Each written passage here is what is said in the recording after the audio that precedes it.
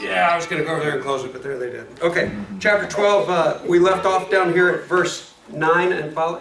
Excuse me? You're the loudest laugher in the world. Like I said, like I said. Hey, you know what we're going to get to tonight? We're going to get to women submitting to the... You know what? Dream on is Alice. We'll get there and I'll get emboldened. For the next moment. Dream on. All right, last week we covered the first 9 verses or so. I think we made it to the 10th verse of chapter 12, and it seems to me the main focus here is how then should we live in light of the fact that God has saved us, in light of the justification and sanctification, not just the legal standing we have, perfect in the eyes of God because of what Jesus has done for us, but He actually helps us become those kind of righteous people that He wants us to become. In light of all this, how should we live our lives? Well, chapter 12 talks about a worshipful life. We give our lives every day with this attitude of pleasing God. And so that takes a change. It takes a change, a transformation. We have to live not for ourselves, but live for God. And that starts by a different kind of thinking. Transform our minds, the way we think, the way we approach life, to live for God, and it leads to a different kind of life, leads to this morphology, this transformation of the way we live. That is our worship of God. Now, here in verses 3 through 8, he kind of focuses a little bit more on different opportunities, different gifts, if you will. Whatever you can do and wherever you are. Those are the two kind of things we're talking about here, your abilities and your opportunities. Those are your gifts, so seize them. Do the best you can, whatever it is. Whatever it is. Don't just go through life. Do it the best you can because you're doing it for God. Then in verses 9 and following, he kind of broadens that out a little bit more. And he talks about love must be sincere. And let's just pick up in verse 9. I know we talked about this at the end of last week. But the word for love in verse 9 is which word? Which Greek word? The most used form of love, agape. And what kind of love is agape love?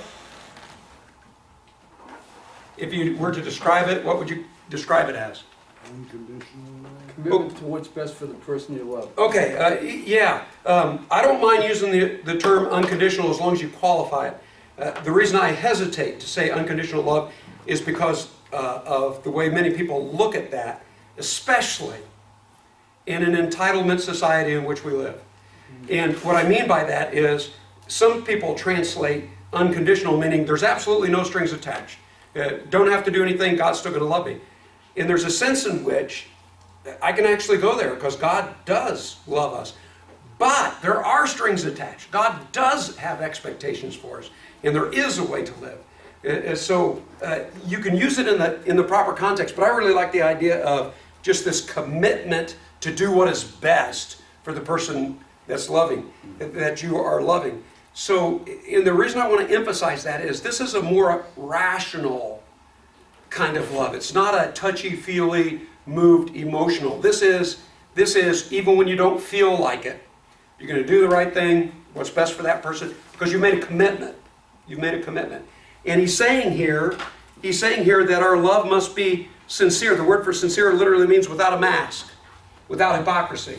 So you're not just putting on, there has to be a sincere, genuine desire for what is best for the other person. Now, Matthew chapter 22, verses 36 through 40, when Jesus is asked, what's the greatest of all the commandments, how did he respond to that? Love God and love your neighbor. Yeah, love the Lord your God with all your heart, soul, mind, and strength, and love your neighbor as yourself. He gives a twofold answer there. Some people say he's giving just one answer, and if you had to crystallize it to one point, it would be love. But he wants to make sure it's this commitment. And isn't that what the 12th chapter has just done? Didn't the 12th chapter start off by saying, present your bodies as living sacrifices to God? So it's your commitment to live for God. And then he turns around and says, and then when you approach other people, you need to have that commitment. So Jesus kind of summarized it, and this kind of expands the point that Jesus makes in Matthew 22. John chapter 13 Gospel of John, chapter 13, verse 34 is an extremely familiar passage. I know you've heard this before, but it says in John 13:34, "A new commandment I give to you, to love one another. As I have loved you, so you should love one another. By this all men will know that you are my disciples." By this all men will know that you are my disciples if you love one another. So it's this characteristic that ought to be the badge. It ought to be the reputation that we have. Again, can I belabor the point? Not a touchy-feely, warm, fuzzy, gooey. We're not going that direction. We're going to this commitment, regardless of what happens, regardless of how tough, still committed to doing what is best for the person that you are loving. And in this context, sometimes that means getting tough. Sometimes that means discipline because you care so much for this person. But it's the commitment to do what's best for them. And he says that's the reputation that he wants his people to have. I want us to keep that in the back of our minds because in just a minute, he's going to talk about if you really want to fulfill all of God's laws and God's standards, best way to do that is have this mindset of love. Okay, so it's going to tie all together. Okay, now, the next part of verse 9, after he talks about having this commitment, this sincere commitment, he says, hate what is evil and cling to what is good. And I think I pointed this out last week, but whatever your translation is there for hate and cling, abhor, oh, that's a good one. Abhor, these are very, very strong words. Very strong words. So it's really hate. Abhor what is evil. Cling to what is good. Now, again, I think we said this at the end of last week, but do you remember Romans, the first chapter? Romans, the first chapter, where at the end of the first chapter, he gives an example of just how sinful the world has become. It's gone places it should have never gone. But he makes that comment at the very last verse. Those who approve of Yes. these sins are just as... He's not just concerned and upset that the world has gotten so sinful and so many participate in it, but also the people who give their approval. In other words, the people who don't object. Okay, now, I think this is a restatement of that same point. Being passive. This verse is saying you can't be passive about things that are bad. You can't take a neutral view. You have to hate, abhor what is evil, and cling to what is good. But he brings this up in the context of love. He just got through saying our love must be sincere. We have to have this commitment. And then he makes this comment, hate what's evil, cling to what's good, be really strong, don't be neutral on these things. And then he comes right back and talks about love again. So it's like love the sinner but hate the sin? I mean, It's opposite, you're thinking the same thing. Yeah, I totally agree with that. But I also think that maybe the emphasis here is if you think yourself a loving person, if you give yourself high marks and say, yeah, I really love people, but you're not doing something about stuff that's wrong, then maybe you don't love people as much as you think you do. Because if you really love somebody, you can't sit, you wouldn't sit there and watch somebody drown. Right? But morally speaking, we're living in a world where people are drowning. We're living in a world where people are just getting so warped. Yeah, I'm going to say it. The most watched TV show last 2 weeks was Bruce Jenner's interview. And the overwhelming response of America is we need to be supportive of the guy. I think... But I want to be careful here because this is all in the context of love, so it's got to be done in a loving way. But let me say it this way. I think somebody who really loves Bruce should pull him aside and talk to him about some things are wrong and some things need to change. Well, some things don't need to. Well, it depends how far he is in the process. Sorry. We know where you've been. You know what I meant by that, right? To sit back and to say that, hey, we just want to be supportive because we just want Bruce to be happy.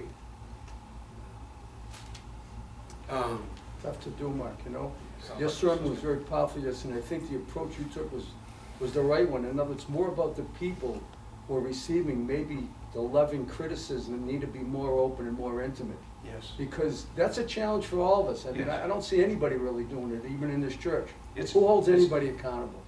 Because people get defensive, don't judge me, but in reality, nobody can judge anybody but God. You really, that's condemnation, we're not doing that. Boy, Jerry, you make a very valid point, because sometimes it's really hard if you get close enough to your, we'll just talk about our Christian brothers here. You've got a really good relationship with somebody, and you get close enough where you can put your proverbial arm around them and say, hey, there's this issue you need to deal with.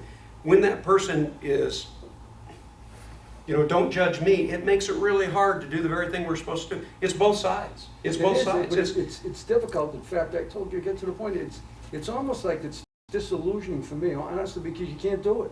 I mean, how many people who are really accountable about things? And a lot of times we have a disconnect that we don't see. But if someone points that fleck out, boy, it's called denial, Mark, and unfortunately it's deep, dark, and dirty. You know what you make me think of? Don't be negative. I've had several,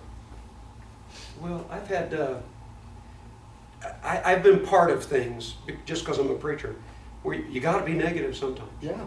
You gotta be negative sometimes. Yeah. But I tell you, this is gonna sound weird, but maybe in this context it won't. When talking to somebody, and as soon as you bring up a subject, they just break down and start crying, I think to myself, I'm so thankful. But when somebody's confronted with something and they get this stern look on their face, and they kind of ice over, and how dare you say this to me, when an issue is brought up. But when you can just see somebody, the sin, here it is, here's the information, here's what, and tears start to roll and everything else, to me, I'm like, that's the first step. That's the first step, because what you're saying is, okay, I got a problem. I'm glad somebody finally brought it up. Now we can go on to step 2 and step 3. But if I don't see, it doesn't always have to be tears. You understand what I'm saying, though? People get defensive, don't want to hear about it, put up a wall, versus, okay, you laid my life bare and I admit it. Yeah. I did what I shouldn't have done, or whatever the issue is, I don't know, in those situations, I just... Out of 100. Yeah, right, I'll take the tears all up. Unfortunately, 99 are gritting those teeth. It's very challenging. It's a challenge we have as Christians. Sometimes, though, trying to be understanding of the people who do grit their teeth, maybe sometimes it's because, they talk about having the equity in the relationship. Maybe sometimes they don't feel like we're doing it out of love. We're just doing it out of, you know what I mean? I know. I saw you, and it's a critical nature instead. But when you've got those, you've heard this analogy before, haven't you? About you usually hear it in husband and wife relationships. You can't make more withdrawals than you make deposits. Mm-hmm. It just used to be, anyway, with the bank, they wouldn't let you do that, right? You couldn't pull more money out until you had the money there. Well, in relationships are the same way. You can't say the tough things unless you've made the deposits and built the relationship first. But once you've got that credibility, and once that person knows let's put it this way, the deposits are the love, mm-hmm. and the withdrawals are the correction. And why do we have correction? Because we abhor what is evil, can't stand it. Why do we abhor what is evil? Because we love God. That's against the very nature of God, and we love people. We ought to have that kind of love for people. I appreciate the direction we've gone here, though, because there is a balance here. We have to have these strong hatred of what is evil and love what is good, and be a loving people at the same time. It seems like we fall off the horse. You know what I mean? We fall off the horse on this side because we're so loving, but we never call anybody out. We're so loving, but we don't take a stand on anything. We're so loving, and we're not going to mention Bruce Jenner's name because it just makes us feel uncomfortable. Versus the other people who are just ready to fillet him and just throw stones at him and all sorts of terrible things, and we're going to take a stand for what's right and against what's wrong. But people don't see any love there. They don't see the concern for humanity. Yeah. Mark, I think a lot of times maybe we think we love people, but we're more concerned with their love for us. That's the reason we don't chastise. Boy, that's a good end. That's very insightful too, because there are some of us that just, when the way people respond to us, it crushes us sometimes. It's kind of like, you know what? You got to put that aside, and you got to remember you're here to please God more. God said, don't care what other people think about you. Yes. Do what pleases Him. Yes. Yes. Okay. So this commitment to do what is best for the other person must be sincere. And in the same breath, same verse, abhor what is evil, cling to what is good. You cannot be morally neutral. Can I belabor this point one more step? If you really love your child, you're going to try to teach them good things, and you're going to punish them for the bad things. If you really love them, right? You know, just throwing them out there and having no input at all on anything, that's what it was. And again, I'm sorry guys, I'm a preacher. Preacher's perspective here. But a preacher's perspective, I never got it when people said, well, I'm just going to let my kids decide their own, what church they're going to go to and their own religious decisions. I'm thinking to myself, you're the parent! You know, you wouldn't say, well, I'm going to let them decide whether they're going to go to school or not. You know, I'm going to decide whether or not they want to brush their teeth. You know, I'm not. No, you're the parent. You know, especially when they're young, the standards go along with the love and the commitment that you have. Now, verse 10, be devoted to one another in love. And this is where we left off last week. There are two words together here. This is a compound word. It's not phileo by itself, and it's not storge by itself. It's phileo and storge put together. Okay? Agape is a commitment to what is best for the person you love. Phileo is the close, brotherly love. This word for brotherly love, right? And some people have said this may be stretching a little bit too far, but it gets the flavor. It's not just loving somebody, it's liking them. Right? It's the friendship kind of love. But storge goes with this too. Storge is parent-child type love. And child to parent. It's family kind of love. So he's really covering all of his bases here. He says, be devoted to building these kind of relationships. Oh, okay. Again, forgive me for repeating myself over and over, but just want to make sure we get this. If you've ever heard anybody say, well, the Bible says, I have to love you, but I don't like you, misses the biblical point, because that's why it shifts in words so many different times. This is not the only passage, but here's a classic example. God says, have a commitment to love, but he also uses the word for liking. So building up relationships, we have to have a commitment to love one another and work on liking each other and doing what's best for each other too. Honor one another above yourselves. This is the classic definition of humility. Philippians chapter 2, put other people's needs in front of yourself. Starts by putting God's needs first, put other people's needs in front of yourself. And that's the way you're really going to show love and respect to other people. Verse 11, never be lacking. The word lacking here can also be translated slow or lazy, whatever your translation has. Lagging behind. Lagging behind, good. Lagging behind, slow, lazy. You never want to be in second place when it comes to, and the word here can be translated enthusiasm or zeal or passion for that which is good. So, again, all the way, remember what he said in verses 3 through 8? He says, if you teach the best you can. If you serve the best you can. You know, whatever it is that your hands finds to do it with all your might. Don't just do it. Try to be the best you can at this. And he's talking here in verse 11, don't be slow or lacking in your passion or your zeal, but keep your, by the way, he's not just talking about being passionate for anything. Look where he goes with this. He says, keep your spiritual fervor. What words do you have there for? I hope it's all spiritual, but fervor. Fervent in spirit. Mine says be aglow in the spirit. Be aglow. Okay. That's kind of a picturesque way of saying it. Keep your spiritual fervor serving the Lord. Don't get complacent. You know, I know that sometimes you get to the place in life where it's kind of like, you know, my heart's not in this, I'm going to do it anyway because I know it's the right thing to do. And sometimes you just have to have that commitment. You know, sometimes you come to church on Sunday, just doing the little things. Sometimes confronting somebody who needs to be confronted a little bit harder. Some of those other things. You do it because you're committed to it. But I think what he's saying here is it's not just a commitment. Don't let yourself be reduced to that. Try to find the passion in this. And what is the passion in this? What we are dealing with as Christians is not just the things that we're dealing with. This is eternity. This is going to make the difference in forever for some people. And it's for God.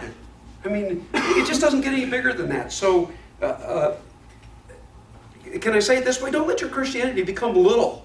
Let it become overwhelming. Like you're caught up in something that's just, because this is something that goes well beyond us. It's all about God and God's things and eternal things. Verse 12, be joyful in hope.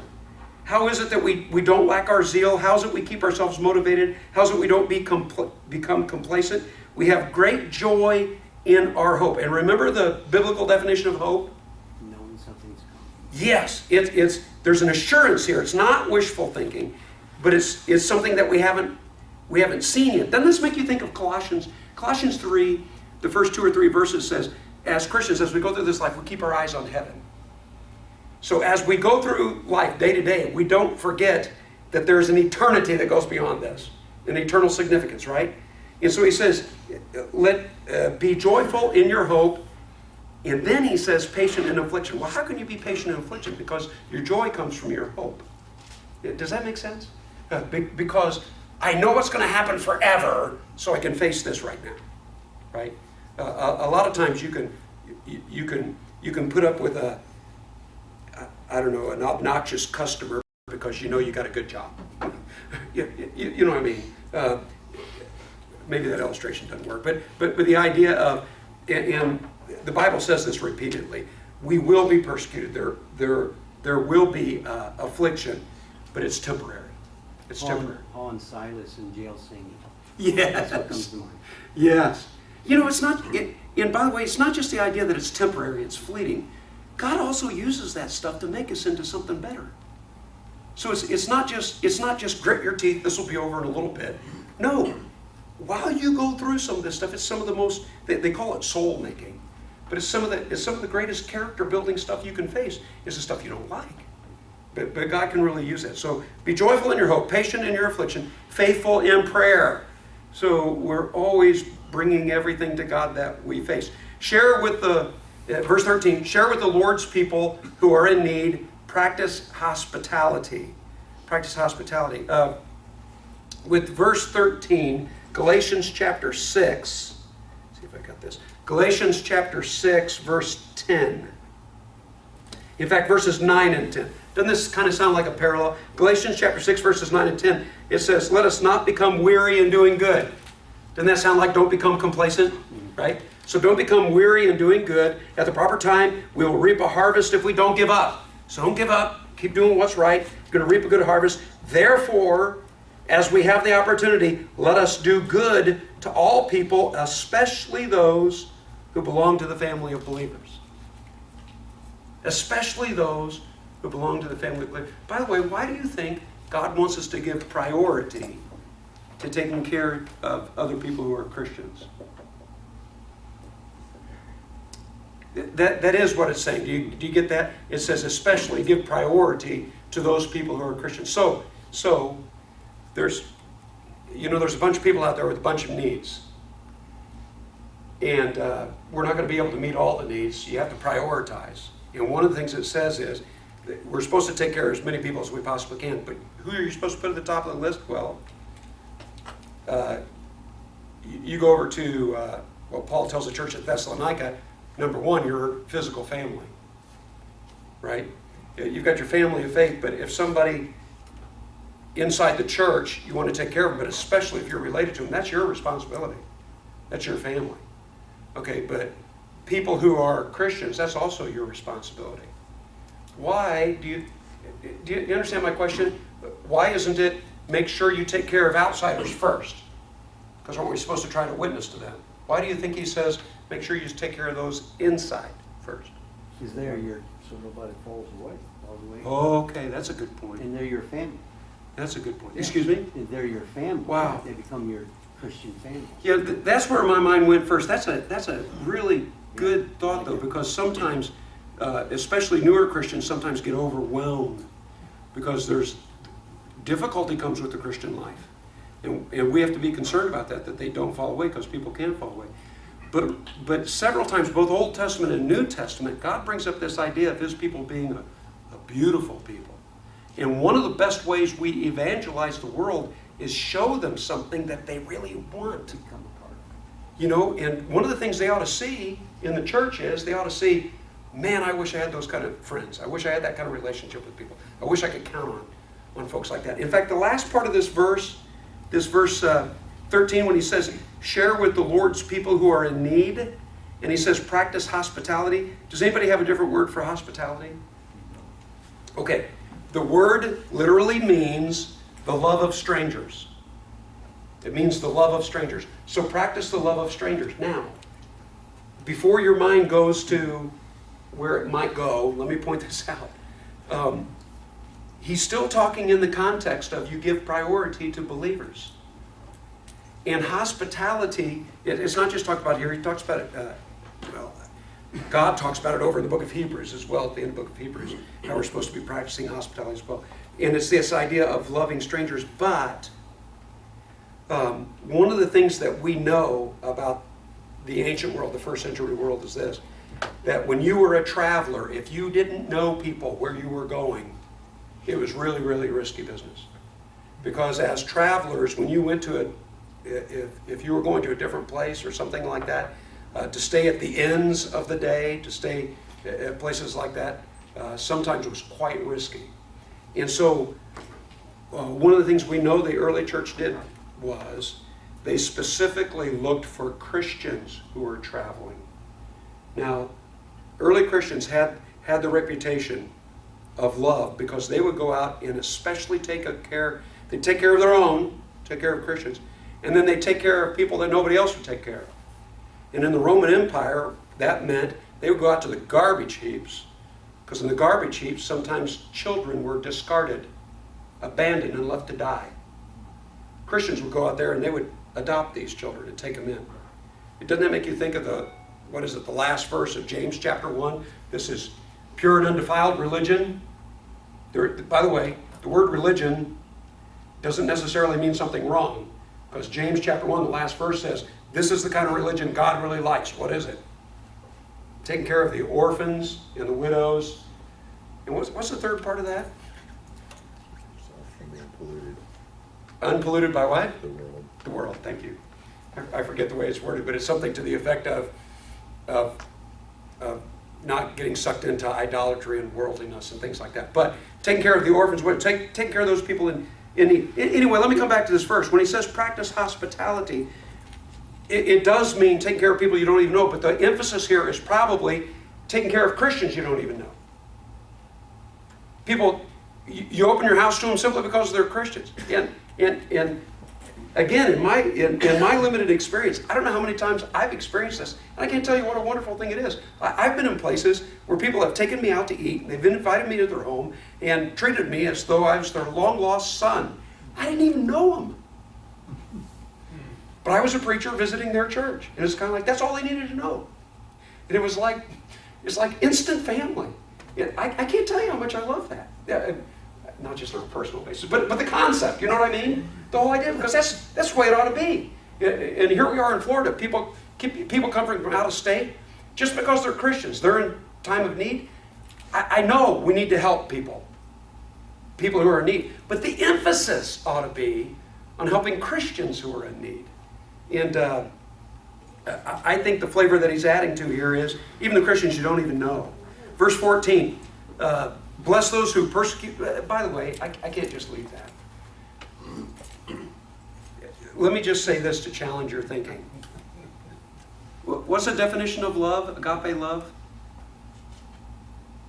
Commitment to do what is best for the one you love. Yeah. If you don't really know somebody, if you know they're a Christian, you know that they live by certain standards. They've made a commitment to Christ. But if you don't know somebody, the less you know somebody, the harder it is to love them. And do you understand why I say that? Because sometimes you don't know if you're helping them or hurting them. I'm not trying to make any excuses here. I'm just saying this just makes sense to express love to the household of faith, give that a priority, because it's really difficult. We should be loving towards all people, but you know what? Sometimes somebody you don't even know coming up to you in time of need, I don't know how you feel, but sometimes I think to myself, if I reach in my pocket and give you something that you're asking for, I might be helping you, but I might not be helping you at all. In fact, I might be violating a verse in the Bible that says, if somebody's unwilling to work, you shouldn't support them. Do you understand what I'm saying? It just makes sense sometimes to put the emphasis where you know that what you're doing is actually helping versus not helping. Sometimes, so give the emphasis to the household of faith. Okay, verse 14, he broadens this out a little bit more though, and says, bless those who persecute you, bless and do not curse. Okay, this is really going to Christian reputation, because we don't respond the way everybody else responds. He's going to get into this in just a minute. We don't look for revenge or vengeance. We leave that to God. So we try to be a blessing to people, even the ones making life difficult. Verse 15, rejoice with those who rejoice and mourn with those who mourn. And again, can I emphasize this again? Mourning with those that mourn, to me anyway, I think it's the easier thing to perceive. Because when Bob and Teresa lost Eric, everybody could just only imagine what they were going through. And so the expressions of support and love to them, that just made sense. We all knew we were supposed to do that. I think the other side of this verse is sometimes a little bit more challenging. We don't just mourn with those who mourn. Very important. I don't want to belittle that at all.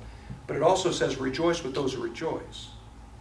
And sometimes what happens is when something really goes well for somebody, our response to that, instead of it being, I am so thankful that things are going so well for you, a lot of times people say, well, why didn't that happen to me?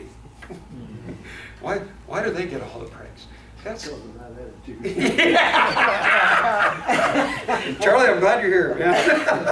I think that is part of it. I really do, because that is not the attitude God wants us to have. We mourn with those who mourn. We strengthen them as best we can. We be supportive, but you know what? We rejoice with those who rejoice. So somebody has a family and none of their kids have done anything wrong, and it's just like the model family. We don't sit back and say, man, why do they get all the breaks? No, we rejoice with them and we say, that's fantastic. That's wonderful. And when people experience blessings, we rejoice with those who rejoice. So it's sharing in the good time as well as the bad time. I heard a sermon once on the book of Job, and the two main points, it was an overview of the book of Job. The two main points were walking with God in the shadows and walking with God in the sunshine. And it just really hit me because the majority of the book of Job is between chapter 2 and how many chapters are in Job? Is it 50? Help me out here. Because I know 38 is when God comes on the scene, but is it 50 chapters? Or is it 52? Whatever. The majority of the book of Job is dealing with the suffering. 42, yeah. 42. Okay, so 38 to 42, God comes on the scene. Anyway, so from like chapter 2 to 41, we're dealing with suffering. But chapter 1 and chapter 42, the very beginning and the very end, you meet a man who's one of the most blessed men in the world. And during his blessing, he knew how to walk with God too. Because when he was a blessed man, what did he do every day? He offered sacrifices, even for his children, for things that they might have done wrong. Right? Do you remember that? And then it says that he ends up the book more blessed than he started out in the book. So it's not just a story of a man who knows how to work his way through suffering. It's a man who knows how to relate to God in the good times too. So it's both and, because we're going to have times, which by the way, the reason I'm trying to emphasize this is, during the time of hardship, you don't have to tell Christians, hey, you probably should pray. Because most of us got it figured out. When life hurts and life's difficult, we should pray. But when the ship comes in and life's good and everything's wonderful, there's no problems, that's sometimes when we need the reminder, by the way, you need to be praying just as much now as during the hardships. Because you got to keep your perspective in life. And think of eternity. So rejoice with those who rejoice, mourn with those who mourn. Verse 16, live in harmony with one another, do not be proud. Isn't that another way of saying put other people's needs in front of yourself? He's just backing up and hitting this from different angles. Don't think too much of yourself. Be willing to associate with people of low position. Do not be conceited. He's saying it in a couple different ways here, but you know what? We can't have a family relationship. We can't have harmony in the church if there's division. And sometimes division comes because, fortunately in the United States of America, we have more of a melting pot than many places in the world. But it's just my opinion. In my lifetime, I think we're losing a lot of the melting pot because the emphasis on cultural diversity, and the emphasis on cultural diversity actually prevents this very kind of thing of happening because we're emphasizing what makes us different. And sometimes these class or caste divisions, okay, a lot of times we don't play that racially, we don't play that economically, socially, but sometimes we play it educationally. Those who are more of our caliber that we perceive, or maybe some sort of accomplishment. You understand how we make divisions and our kind of people type stuff. He says don't get sucked into that. Don't let that happen, because we're all in the same family in Christ, and so we can't have any of these kind of divisions. Don't be proud or conceited, but live in harmony and show your love, especially those the household of faith. Verse 17. Do not repay anyone evil for evil. Oh boy. Okay, he's already mentioned this, but he's going to get into more detail now. He says, don't repay anyone evil for evil. Be careful to do what is right in the eyes of everyone. Okay, this is, by the way, it's impossible to do what everybody thinks is right. This is talking about a broad moral sense. You ought to have the reputation of somebody who just does the good, does the right thing, right? Now, verse 18 gives us a little bit more detail. It says, insofar as it is possible, if it is possible, as far as it depends on you, live at peace with everyone. Okay, well, what does that tell us? It tells us, number one, by the way, it implies, number one, will it be possible to live at peace with everyone? No. But why don't you live at peace with everyone? Well, what is this verse saying? It should be their fault, not your fault. Right? Forgive me if I express this the wrong way. I don't mean to, but I'm just saying we should never be the ones that say, well, I'm never going to talk to that person again. There may be people that don't communicate with you, but it shouldn't be the Christian's fault. We should be the one trying to open up the lines of communication. We should be the one trying to extend the love. And so if there's a problem, it shouldn't be on our side. But doesn't this verse also imply that everybody's got free will? You can't make people do what's right. But with our free will, we need to choose to do what is right. And insofar as it depends on us, live at peace with everyone. How do we do that? Verse 19, don't take revenge, my dear friends. We already said don't repay evil for evil. This is one of those subjects he's backing up and hitting several times, because this one's a hard one. This one's really hard because you know what? Sometimes you get your feelings hurt, but sometimes people just do you wrong. I mean, it's overwhelming. In those kind of situations, we need to hear this, because he says, don't take revenge, my dear friends, but leave room for God's wrath. For it is written, it is mine to avenge, I will repay, says the Lord. On the contrary, before I get to the contrary, I want us to make sure we get this.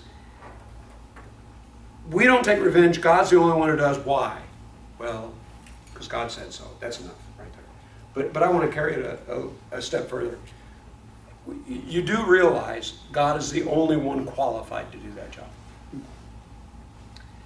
Because to really carry out justice requires infinite understanding and knowledge. All you and I see is what you and I see.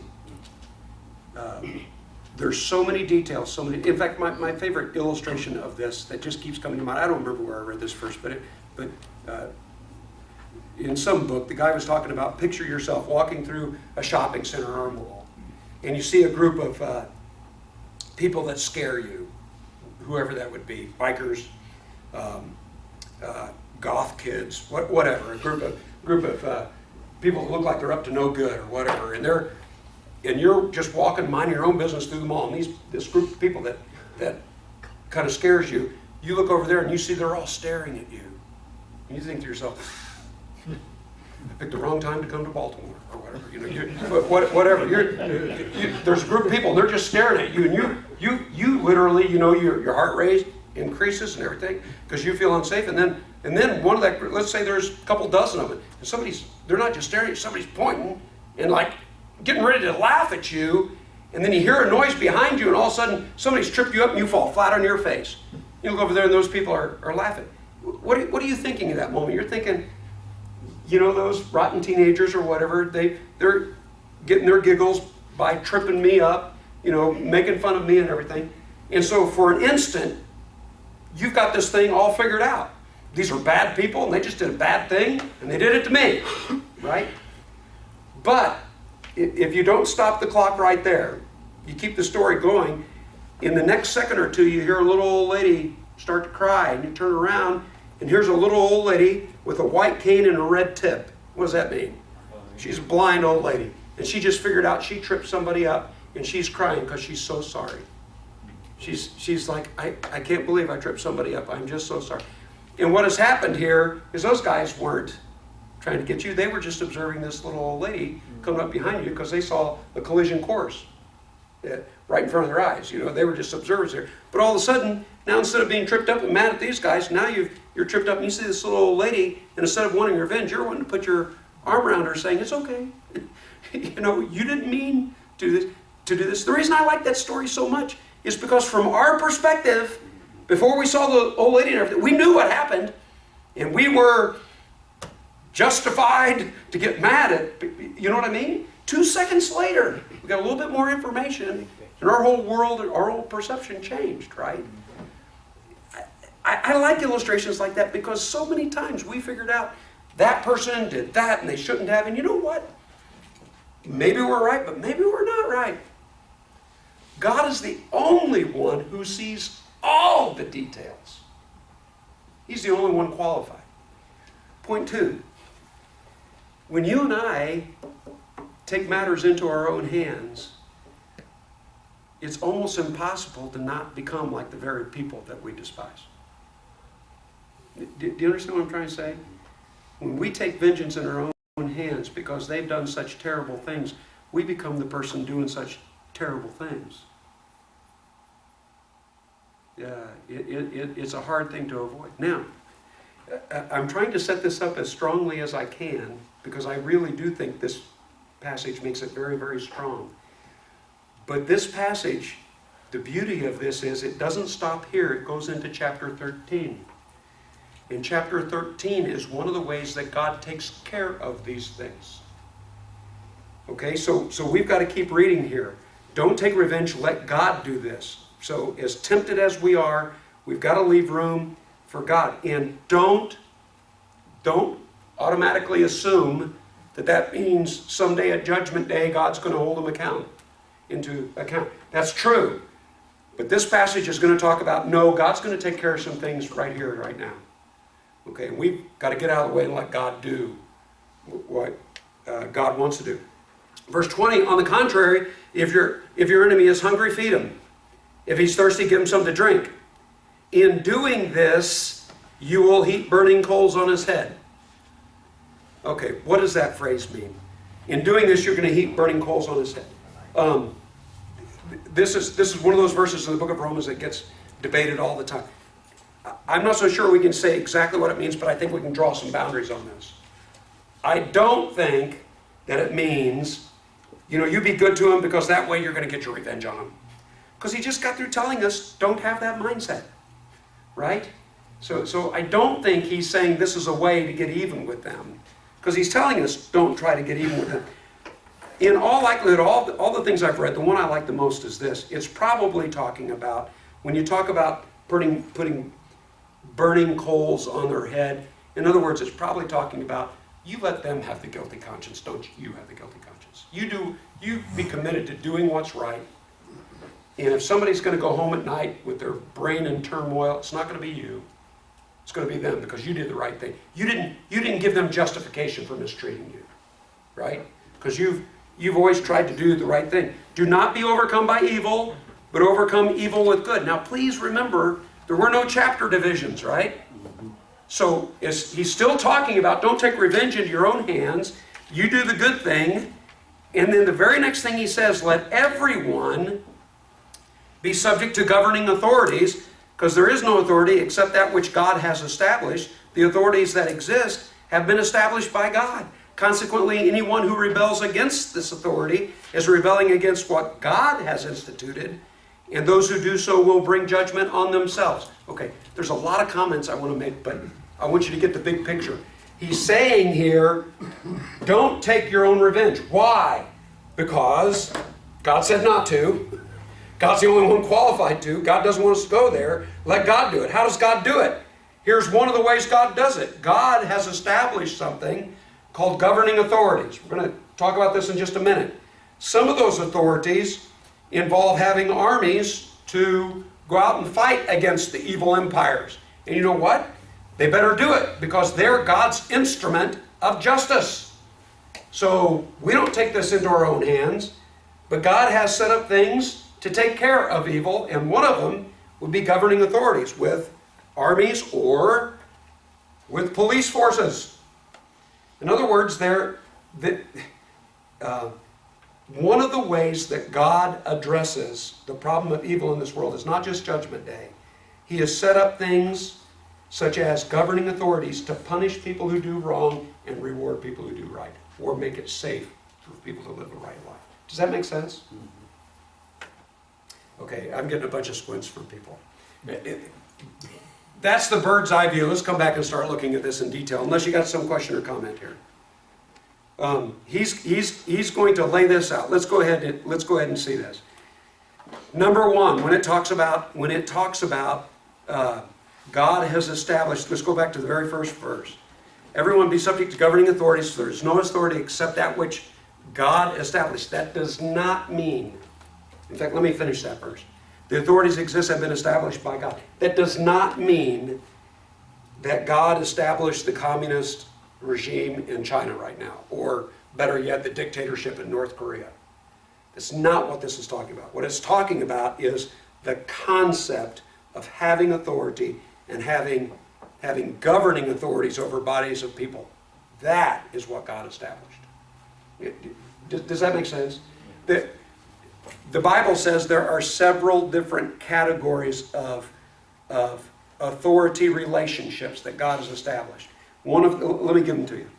One of them is 1 Timothy chapter 2, verses 11 and 12. Men over women. I can say that boldly tonight.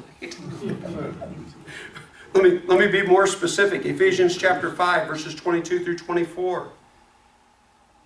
Men are supposed to love their wives. Wives are supposed to respect their husbands, verse 33. But in verses 22 through 24, when somebody has to take the lead, it's the man's responsibility to take the lead, and the wife in a husband-wife relationship is supposed to submit to her husband's leadership. It's God ordained. There comes a time in life where somebody has to make the call. In marriage relationships, men, that's our responsibility. We're supposed to take leadership. In the church, it's men over women in leadership, 1 Timothy chapter 2. In the marriage, it's man over wife, Ephesians chapter 5. In the home, it's parent over children, Ephesians chapter 6. The parent has to make the call. In the church, according to Hebrews chapter 13, verse 17. In fact, I want to read this one because I just love the way it says this. Hebrews chapter 13, this one's talking about elders in the church. But I've always appreciated the way it's worded. Verse 17, it says, obey your leaders. It's talking about church relationships. It says, obey your leaders and submit to their authority. Submit to them. Because they must keep watch over you as men who must give an account. Obey them that their work might be a joy and not a burden, for that would be no advantage to you. I love this. It's kind of like we've got some men, we've got elders in the church. You know what? They're going to be held accountable to God. And so you know what it says to us? Let's make their job a little easier. Let's make it easy for them to do the very thing that God wants them to do. So there's man over woman, husband over wife, parent over child, elder over congregation, and here, governing authorities over bodies of people. But what's the purpose of these governing authorities? It's twofold. Well, it's more than that. There's two things that are emphasized right here. Punishing evildoers. If you don't have some form of law, some standard and enforcement behind that standard. What I'm trying to say is, the Bible's going to lay out here, God sets up this category, right? And insofar as governments fulfill this, they're fulfilling a God-ordained directive. This is not making any comments on other things governments do, right? Because governments are politically all over the map. But why is it God actually wants groups of people to have a governing authority? Because He wants bad people punished, and He wants to make it possible for people to live good lives. To do that, you have to have not just a standard, but somebody to enforce the standard. Does that make sense? So Mark, that's good news, because basically what he's saying is, he's not referring to the ultimate powers of the day, correct? He's referring to, because who was in power when he wrote that? Yeah, Nero. yeah. So, Nero was running. But insofar as the Romans would punish people who went around killing people and stuff like that, it's kind of like, you know what? They're doing what God wanted them to do. Well, it's part of the plan anyway. Right. Whatever, it always is part of the plan. Right, right. And by the way, let's get a little more detail. Let's get a little more teeth into this, because where we leave off, verse 3, for rulers hold no terror for those who do right, but for those who do wrong. Well, immediately you could say to yourself, yeah, but a lot of governments do hold terror for those who do wrong. And that's not what we're talking about. We're talking about the kind of government that God established. In other words, we're talking about when a government punishes evildoers, then the people who aren't doing evil shouldn't be afraid. Right? If you're abiding by the law, here's the illustration that always comes to my mind. If I were driving the speed limit, then it wouldn't make any difference if I saw the state trooper. The only reason my heart jumps into my... whatever. Sorry. It holds no terror for those who are doing right, but for those who are doing wrong. Do you want to be free? Free from fear of the one in authority? Then do what's right. You'll be commended. For the one in authority is God's servant. In other words, God uses them for what? For your good. But if you do wrong, be afraid. For the rulers do not bear the sword. They do not bear the sword for no reason. They are God's servants, agents of wrath, to bring punishment on wrongdoers. He just got through saying in chapter 12, don't take your own revenge. Let God take care of this. And he comes right back and says, one of the ways God takes care of this is through governing authorities who punish that which is evil. And by the way, when he mentions the sword, according to Acts chapter 12, the first couple of verses, the sword is not used to tap people on the hand. What's a sword used for? It's used for running people through. This is probably an allusion not just to punishment in general, but talking about even to the point of taking life. Even to the point of, in fact, Genesis chapter 9 verse 6. Genesis chapter 9 verse 6 says nobody should take the life of another person, and if they do, by man they forfeit their life. This is one of those issues, and again, forgive me, but I just don't see the Christian position that's against capital punishment. I just don't see it. And the reason I just don't see it is because of clear passages like Genesis 9:6. God said it's such a terrible thing to take somebody's life that person must be put to death. And he says, by other persons. He specifically says that murder is one of those things that I want capital punishment for. Now, I know there's capital punishment for a lot of things under the Old Testament law. This is before the Old Testament law. This is Genesis chapter 9. This goes way back, and he's talking about the sanctity of life. Anyway, I think it ties in with what we're talking about here. Because insofar as governments do their job, they make it possible for people to live the way they ought to live without the fear of opening up your business someday and somebody is coming in and looted everything and knocked out the windows and stolen all your merchandise. Just for a modern day example. There ought to be standards that protect against things like that. All right. Let me see, verse 5. Therefore, it is necessary to submit to authorities, not only because of possible punishment, but also as a matter of conscience. I really think what he's saying here is, listen, if you break the law, you're going to be punished, or you should be. Should be, right? But you know what? It's not just because I don't want to be punished, I don't want to be fined. It's because I want to please God. And God wants me to be a good citizen and have a good reputation. This is one of the ways I do it. Okay. One of the reasons this is hard to talk about is because our mind almost always goes to the perversions. What if you're under Nazi Germany, for example? Let's go to an extreme. What if you're in World War II, and right before World War II, you're living in Germany, and Hitler's the #1 guy in the governing authority? What do you do in that case? What does the Bible say about that?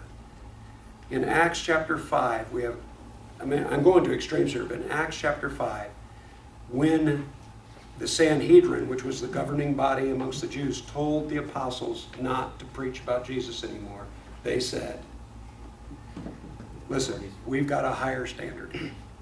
So you obey the governing authorities insofar as it's possible. That does not mean it's an excuse to do something that's wrong, because God's standard's always higher. So this is just talking about insofar as governments work the way they should, we ought to be law-abiding citizens. In fact, next week, we're going to say we ought to be law-abiding, tax-paying. It's going to get worse. but anyway, we ought to have a good reputation.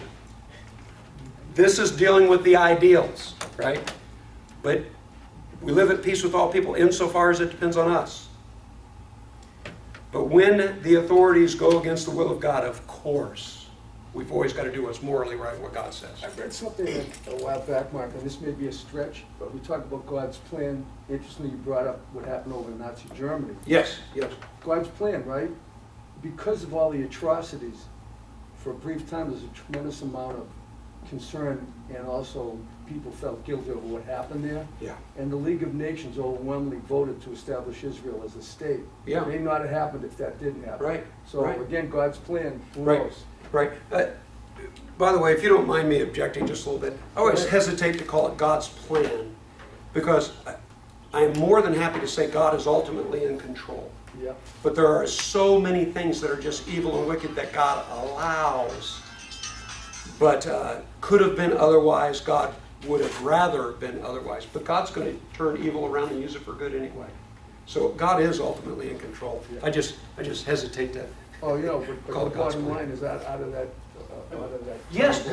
situation, because basically, anti-Semitism was rampant, and I don't think that might have happened had that not happened. That's a very good point. Yeah. That's a very Just, good point. Very good point. not my idea, Fred.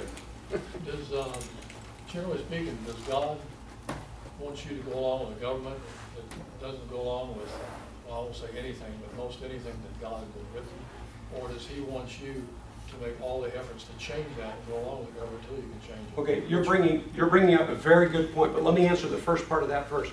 Who's the government while he wrote this? Romans. And what are the Romans doing to most Christians? Making life miserable for them.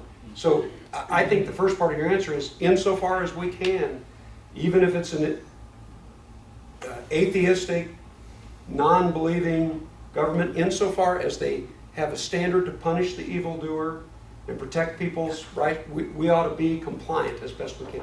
Now the second part of that, as far as should we try to make it, yeah, we should try to make a change.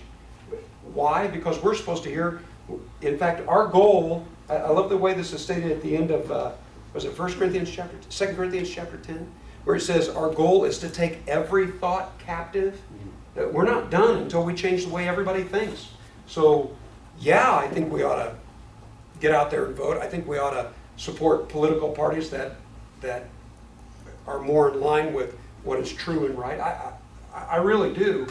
But even when people get elected that we as Christians just can't stand, we still need to be supportive of standards and law and evildoers being punished in the broad sense of the term. Yeah. Otherwise, you got a situation like a lot of the countries in the Middle East right now, they're just going 100 different directions, and there's no standard, there's no governing body, there's no nothing. Yes. And even as bad as it was before, the governing body was better than what it's turned into now, so that's why he wants us to go along till we get it changed, correct?